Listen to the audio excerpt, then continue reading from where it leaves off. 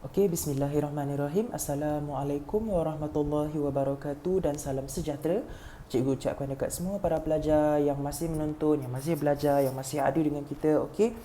Semoga sihat-sihat sentiasa. Okey. So untuk kelas kita kali ini, kita terus sambung apa yang kita dah belajar pada minggu lepas. Untuk bulan ini kita dah masuk untuk geografi tingkatan 1 bab 12. Dan untuk kelas minggu lepas, kita dah masuk sampai 12.2, punca krisis air di Malaysia. Jadi untuk kelas kita kali ini, cikgu akan habiskan terus untuk 12.3 dan juga 12.4, kesan dan juga langkah-langkah untuk mengurangkan kesan krisis air. Okay? Jadi kita terus masuk kepada tajuk 12.3. Tajuk dia ialah kesan krisis air di Malaysia. Jadi kita tengok dulu apabila berlaku masalah air dekat Malaysia, okey, apabila Malaysia mengalami masalah air, apakah kesan-kesan yang akan kita alami? Okey, jadi kesan dia yang pertama ialah kekurangan bekalan air bersih. Okey, kita tengok poin yang pertama. Akibat kekurangan bekalan air bersih, air akan perlu dicatu bagi memastikan bekalan air mencukupi. Bagi pelajar yang tak tahu maksud dicatu ni maksudnya dia akan diagihkan kepada keluarga-keluarga mengikut kuantiti yang tertentu. Maksudnya dalam satu family tu dia hanya boleh dapat air sebanyak ini sahaja. Lepas tu keluarga ni pun akan dapat amount air yang banyak itu sahaja. Okey, maksudnya diorang akan diberikan bekalan air tapi mengikut kuantiti yang tertentu. Okey. Poin yang kedua, bekalan air yang terhad menyebabkan kegiatan harian penduduk terganggu dan ini akan mengganggu sektor pertanian. Okey, jadi apabila bekalan air diorang dah terhad, diorang tidak boleh menjalankan aktiviti seharian diorang. Maksudnya susah untuk diorang nak cuci baju ke, nak memasak ke, apa-apa sahaja yang melibatkan air. Maksudnya aktiviti-aktiviti yang memerlukan air yang bersih. Jadi apabila berlaku kekurangan bekalan air bersih ni, diorang tak dapatlah jalankan kegiatan seharian diorang. Okey. Dan ini juga akan mengganggu sektor pertanian. Of course lah, macam kita semua tahu, untuk menjalankan aktiviti pertanian kita memerlukan bekalan air yang mencukupi untuk mengairi kawasan pertanian kita. Jadi kalau kita tak ada bekalan air untuk mengairi kawasan pertanian tu, susahlah. Okey, kita punya pertanian tu, dia punya kualiti tak menjadi. Seterusnya kita tengok kesan yang kedua. Okey, kesan yang kedua apabila berlaku krisis air ni ialah kesan ke atas tanah. Kita tengok poin yang pertama, musim kemarau menyebabkan tanah menjadi kering kontang dan juga mengubah tekstur tanah. Musim kemarau ni bukan sesuatu yang kita boleh kawal. Okey, bila dia nak jadi, dia jadi. Kita tak boleh nak kontrol benda tu. Jadi apabila berlaku musim kemarau ni, kita akan berlaku kekurangan air. Kemarau ni maksudnya hujan tak turun-turun. Okey, dan cuaca panas, okey, dan sentiasa panas dan tak hujan. Jadi akan berlaku kemarau. Apabila berlaku kemarau, kita pun akan mengalami masalah untuk mendapatkan bekalan air lah. Okey. Jadi apabila berlaku kemarau ni, dia akan menyebabkan tanah menjadi kering kontang dan mengubah tekstur tanah. Okey, poin yang kedua, air sangat penting terutamanya dalam penanaman sawah padi. Okey, daripada air kita boleh dapatkan sawah padi, daripada sawah padi kita boleh dapatkan beras, daripada beras kita boleh dapatkan nasi. Okey, jadi air ni merupakan sesuatu sumber yang sangat penting dalam penanaman sawah padi lah. Kalau kita tak ada bekalan air, padi tu tak akan menjadi. Poin yang ketiga, krisis air menyebabkan penanaman sawah padi terjejas kerana bekalan air bersih terganggu. Balik kepada poin kita yang pertama tadi, kesan kita yang pertama tadi. Apabila berlaku musim kemarau ni, kita punya penanaman padi pun akan terjejas juga sebab kita akan mengalami masalah kekurangan bekalan air bersih. Poin yang terakhir, keadaan ini akan mengganggu hasil pengeluaran padi. Of course lah, sebab bekalan air dia terganggu, jadi kita punya tanaman padi pun tak akan menjadi. Apabila penanaman padi itu tak menjadi, pengeluaran dia pun terganggu jugalah. Okey.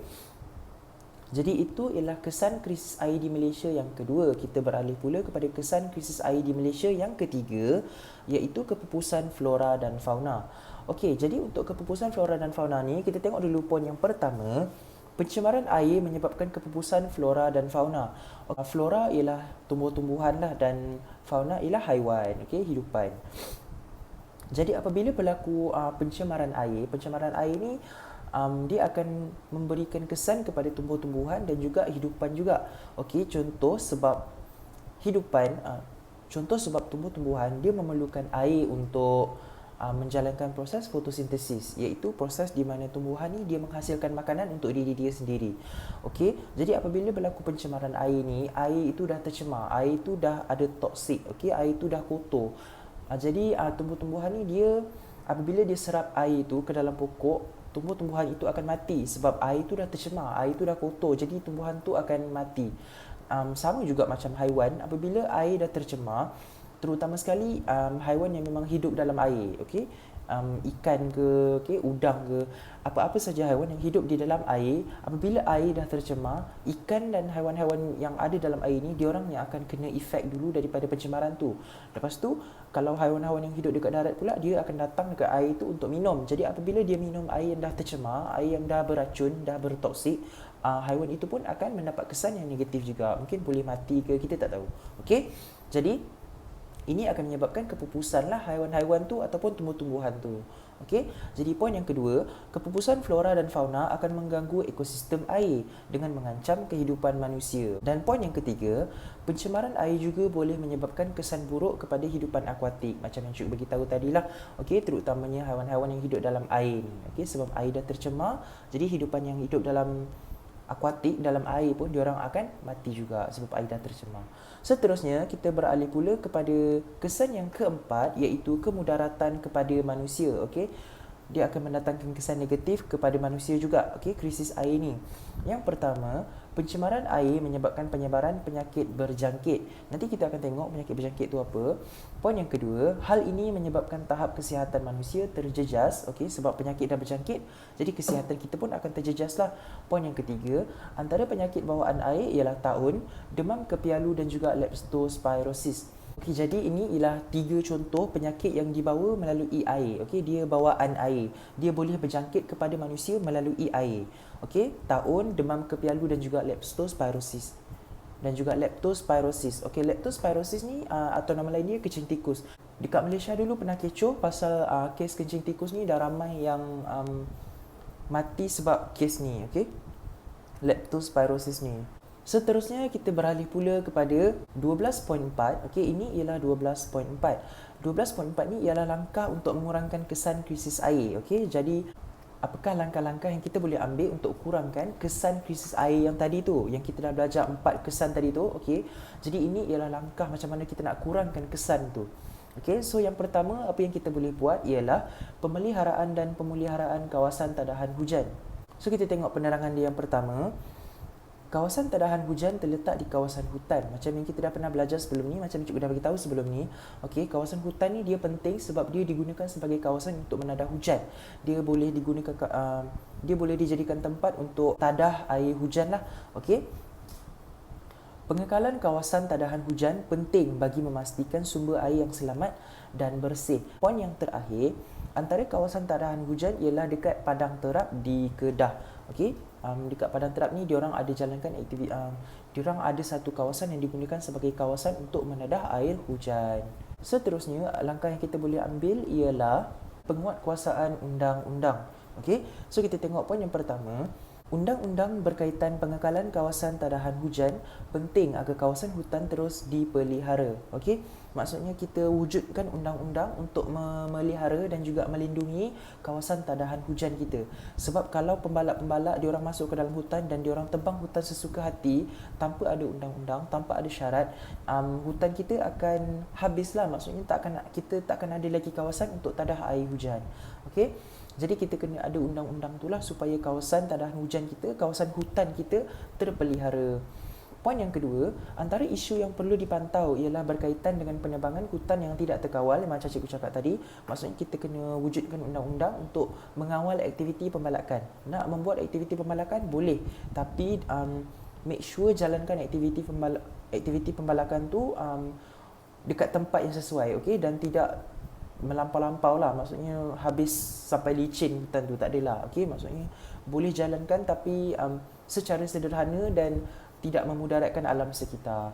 Poin yang ketiga, selain itu, isu pembuangan sisa toksik dan penggunaan baja kimia serta racun serangga juga satu isu penting dalam memelihara alam sekitar.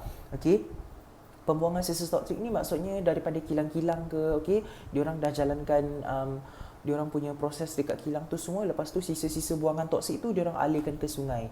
Jadi ini boleh mencemarkan kualiti kebersihan air sungai tu. Dan juga penggunaan baji kimia dengan racun serangga dalam aktiviti pertanian. Kalau boleh diorang perlu kurangkanlah penggunaan baji kimia dengan racun serangga ni. Okey, sebab dia boleh memudaratkan kualiti air. Okey.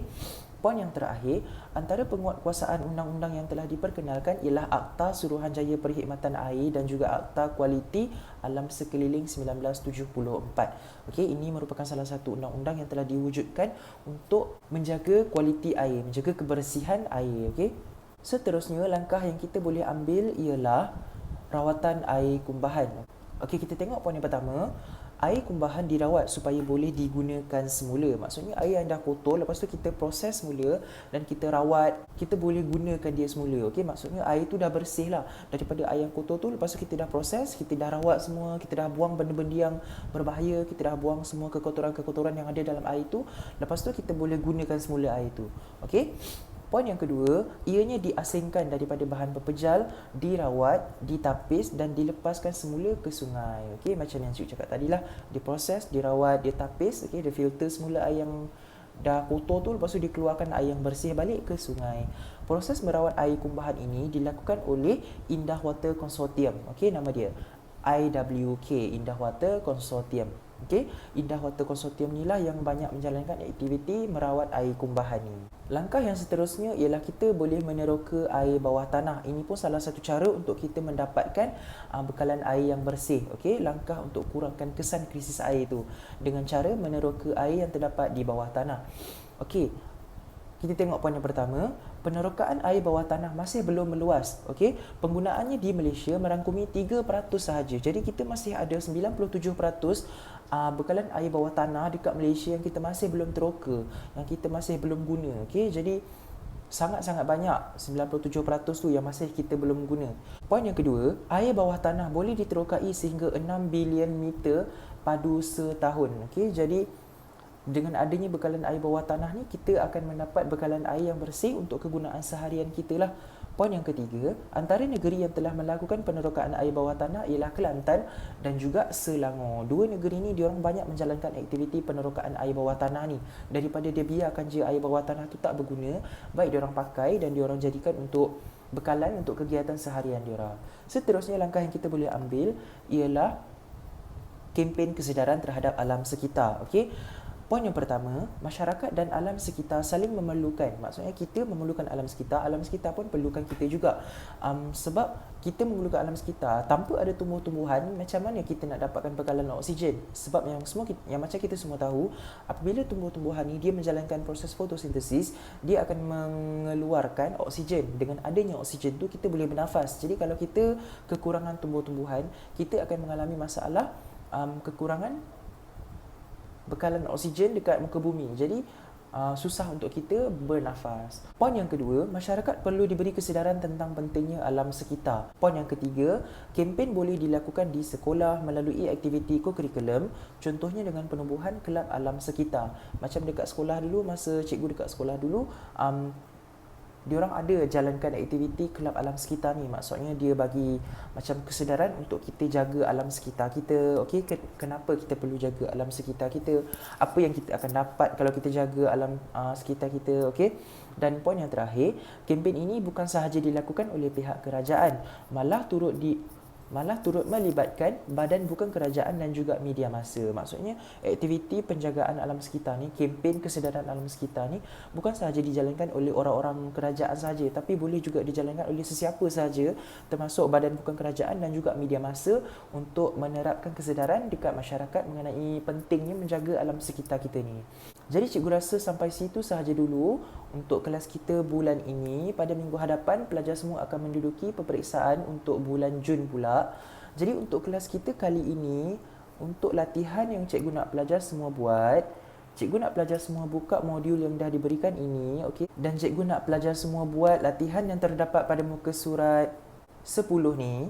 Okey, latihan pada muka surat 10 ni iaitu 12.3 kesan krisis air di Malaysia ni, dan juga latihan yang terdapat pada muka surat 11 ni. Okey, ini ialah langkah-langkah untuk mengurangkan kesan krisis air secara secara bijaksana di Malaysia. Dua muka surat ini sahaja, okey. Kalau ada apa-apa soalan yang tak faham, ada apa-apa kekeliruan mengenai modul ni ataupun penerangan cikgu tadi, boleh ajukan soalan kepada grup WhatsApp yang dah disediakan. InsyaAllah cikgu akan terjawab dan insyaAllah kita akan jumpa lagi bulan depan untuk kelas yang berikutnya seperti biasa. Okey. Assalamualaikum dan salam sejahtera.